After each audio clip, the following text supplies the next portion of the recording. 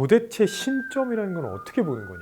몇 시에 무슨 가게 앞에 나가 있으면은 뭐 무슨 옷을 입은 누가 올 거야 이런 뭐 설명할 뭔가가 없잖아요.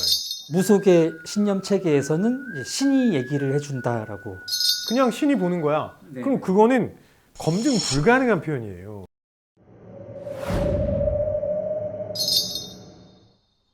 네, 안녕하세요. 오늘은 사피랜드 좀 새로운 컨셉으로 시작해 보려고 합니다. 오늘 이제 한 박사님이랑 무속에 대한 이야기를 좀 하고 싶은데, 사실 한민 박사님이 우리나라 심리학계에서 이 무속 쪽에 가장 전문가시잖아요. 예, 이제 다른 분들이 안 하시기 때문에 제가 그렇게 됐습니다.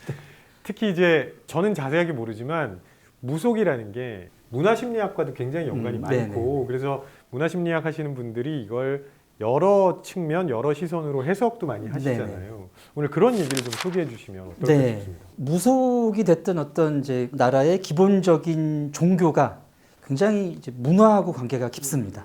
오랫동안 어떤 환경에서 이 사람들이 적응하고 살아왔던 이런 흔적이기 때문에 그 관점에서 이제 한국의 무속이라는 것도 많은 분들이 뭐 미신이다, 뭐 비과학적이다 이렇게 비판적인 생각을 하고 계시지만 저는 이제 이 무속이라는 종교가 한국에서 한국 사람들한테 이제 해왔던 심리적인 기능 이런 쪽의 관점에서 말씀을 주로 드릴 것 같습니다. 아, 재밌겠네요. 그래서 최근에 무속에 관한 책 쓰셨던데요. 네. 와, 제목이 정말 웅장합니다. 숭배하는 자들, 네. 호모 피델리스. 예, 예. 정말 그 감동한 게 뭐냐면 이게 무속에 관한 책을 심리학자가 쓴다는 게 쉬운 일이 아니거든요. 어떻게 쓰셨어요? 어렵게 일단 쓴 것 같고요. 네. 무속을 많이 다루기는 했는데 일단은 이제 인간 종 자체가 굉장히 종교적인 존재더라고요. 조사를 해보고 하니까. 그래서 뭐 모든 종족, 모든 뭐 역사적으로 종교가 늘 있었고 언제나 늘 어떤 종교적인 존재, 초자연적인 존재에 기대려고 했었던 존재이고 그것이 이제 한국 문화에서는 무속이라는 종교로 나타났던 것 같습니다. 그 호모 피델리스의 뜻은 믿는 자라는 뜻입니다. 그러니까 우리 모두 사실은 무언가를 믿는데 네. 그게 문화에 따라서 어떤 방식으로 발현되고 예, 뭐 여러 형태로 나타났던 것이 아닌가. 그런 차원에서 한번 심리학을 접목해서 해석해 보신 거네요. 네, 그렇습니다.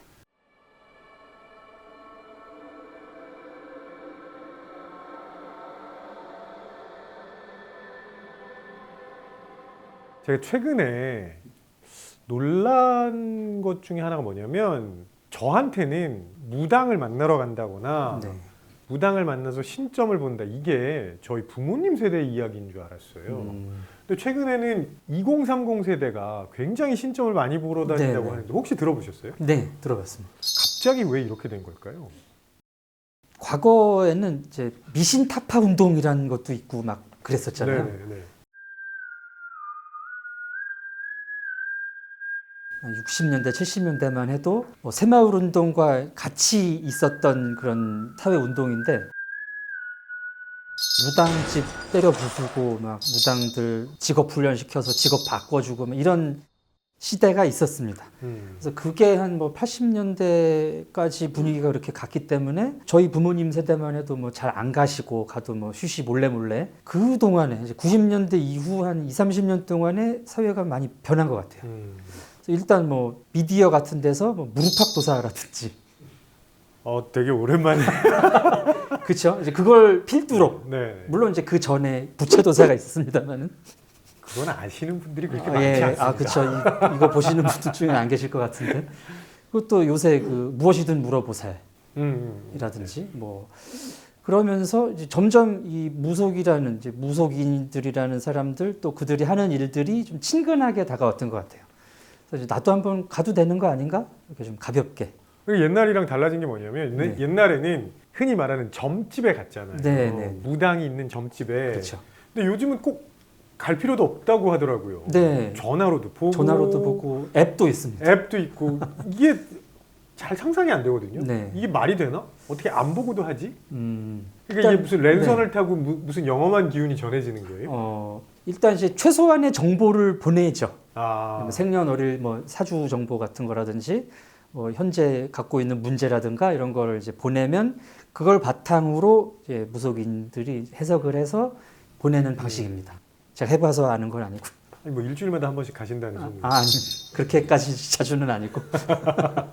그럼 가면 복채도 내요? 복채가 기본 상담료가 있죠. 알고 계시네. 예, 예. 최소한의 기본적인 정보는 알고 있습니다.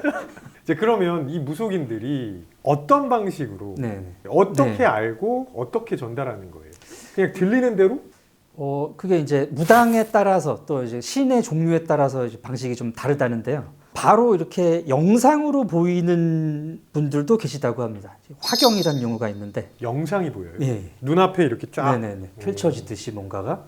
그래서 그걸 바탕으로 얘기하시는 분들도 계시고, 또 이제 신의 음성이 들려온다는 분들도 계시고, 어떤 느낌, 직감, 팍 깨달아지는 식으로 이렇게 온다는 분도 계시고 그래요. 아니 최근에 우리 메인 PD님이 네.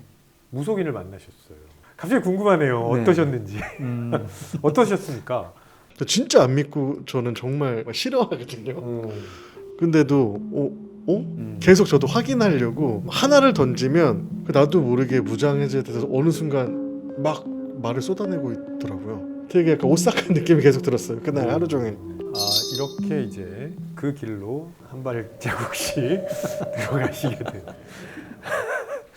근데 저는 여전히 잘 이해가 안 되는 게 뭐냐면 도대체 신점이라는 건 어떻게 보는 거냐. 네. 왜냐하면 이제 무속인 말고 철학관에 네. 갔었잖아요. 예전에는 네네. 철학관에 가면 사주를 보는 거예요. 네네. 그거는 이제 사주를 공부하시는 명리학을 공부하시는 분들은 빅데이터를 가지고 만든 통계다. 이렇게 보통 설명을 하시잖아요. 네네. 물론 그게 이제 비판을 받는 측면이 분명히 있죠. 근데 그럼 그런 것도 없고 갑자기 이렇게 네. 보고 무언가를 얘기를 한다거나 네네. 심지어는 보지도 않는데 간단한 몇 가지 정보만 듣고 전화를 통해서 얘기를 한다. 잘 이게 상상이 안 되거든요. 예, 그걸 이제 무속의 신념 체계에서는 이제 신이 얘기를 해준다라고 설명을 하는 거죠. 근데 이제 어떤 근거는 있어야 된다고 하더라고요. 그래서 뭐 부적이라든지 뭔가를 할 때는 이제 이 사람의 소지품이라든가 옷이라든가 뭐 이런 게 있으면 더 좋다. 최소한 뭐 생년월 이름, 매개체가 있어야 신이 이제 그 사람한테 접근을 할 수 있다. 그거는 좀 아니 신이 이렇게 내려다볼 수 있는 거라면 그런 거 없어도 너는 뭐 이런 거야라고 얘기해 줘야지. 근데 이 의뢰하러 온 사람이 누군지는 이제 정해줘야 되니까. 그걸 소지품으로? 예.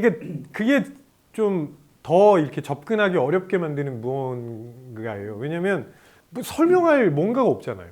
그냥 신이 보는 거야. 네. 그럼 그거는 검증 불가능한 표현이에요. 그렇습니다. 네. 그래서 이제 이게 그 신앙의 영역인 거죠. 믿음의 영역인 거죠.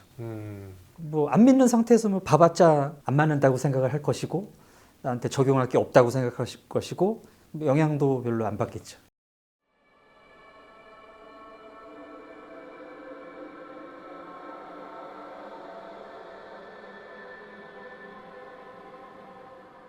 그래서 우리 PD님 중에 네. 한 수십 번 가신 분이 있대요. 아, 예, 여기요. 네. 어떤 분인지. 왜 그렇게 많이 가셨어요? 저를 정의해주고 넌 어떤 사람이야라고 말씀해주시고 그게 또 들어맞고 이러면은 그거에 대한 피열감도 있고 거기에 더불어 뭐 미래에 대해서 말씀을 해주신다든지 제 불안을 해소해준다든지 그리고 위로도 됐어요. 몇 번쯤 가셨어요? 5번, 6번 정도 봤고요. 계속 가실 거예요? 그래서 이제 옆에 있는 사람들 자꾸 데려가려고 그런다면서요? 영업 실장 그러면 지금 한 박사님 얘기를 종합해 보면 무속인은 신이 보는 거를 대신 전달해 주는 역할을 하는 거예요. 네, 그렇습니다. 그러니까 마치 알파고가 지정한 수를 그 대리인인 아자왕 구단이 놨던 것처럼. 그런 거죠. 근데 이제 그 완전 AI는 무당이 아니기 때문에 네. 가끔 이제 신의 뜻을 잘못 옮기는 경우도 있고 그러니까 오류가 나는 거죠. 그러니까 그 아자왕 구단은 네. 알파고가 알려준 그대로. 음. 네. 근데 무속인 중에는 뭐라고 얘기를 했는데 그거를 잘못 해석해서 네네. 혹은 잘못 전달해서 네. 배달 사고. 그런 거죠. 그러니까 왜냐하면 이제 신의 메시지 자체가 우리가 알아들을 만큼 구체적으로 전달이 잘 안 돼요. 해석의 영역이 예, 있으니까. 해석의 영역이 어느 정도는 있습니다. 그래서 이제 그것을 이제 무당 본인의 뭐 영험함이라든지 기도력으로 이제 보완을 하는 건데 그게 부족하거나 아니면 이제 본인 자체가 뭐 다른 마음이 있거나 한 경우는 이제 다른 뜻을 전하죠. 우리 무속의 세계관에서는 이제 그렇게 명백하게 무당이 자기의 잘못된 의도로 신의 뜻을 잘못 계속 그렇게 전달하고 그런다 그러면 이제 벌전이라는 걸 받습니다. 벌전이요? 예. 벌자에 이제 화살 전자인데 신의 화살을 맞는 거죠. 벌을 맞는 거죠. 그래요? 천벌. 어. 그래서 이제 기본적으로는 이제 무속인 분들이 바르게 해석하고 바르게 전달하고 사람을 도와준다는 입장에서 행동을 하시죠. 기본적으로는. 아, 기본적인 입장은 어려운 상황에 처해 있는 누군가를 네네. 도와주는 역할을 하는 예. 거다. 근데 왜 자꾸 여기저기 가라 그러고 누군가를 만나야 된다 그러고 그런 얘기를 왜 하는 거예요? 그거는 이제 신의 말씀일 수 있죠. 그렇게 해야지 실제로 그 문제가 해결되는 걸 수도 있고.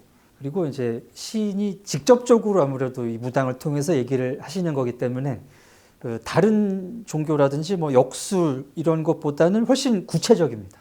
이 지시사항 자체가. 아, 그래요? 예. 그럼 예를 들어서 동쪽으로 가야 네. 귀인을 만난다고 하면 그런 얘기는 이제 무속인들만 한다는 거죠? 아니요. 그런 얘기는 이제 역술 쪽에서도 나올 수가 있고요. 아, 명리학에서도. 그럼 그거보다 훨씬 더 구체적으로. 예, 이제 무속 같은 경우는 이제 신의 메시지 같은 경우는 몇 시에 무슨 가게 앞에 나가 있으면은 뭐 무슨 옷을 입은 누가 올 거야 이런 아, 수준까지. 그 정도로 구체적으로? 네, 갑니다.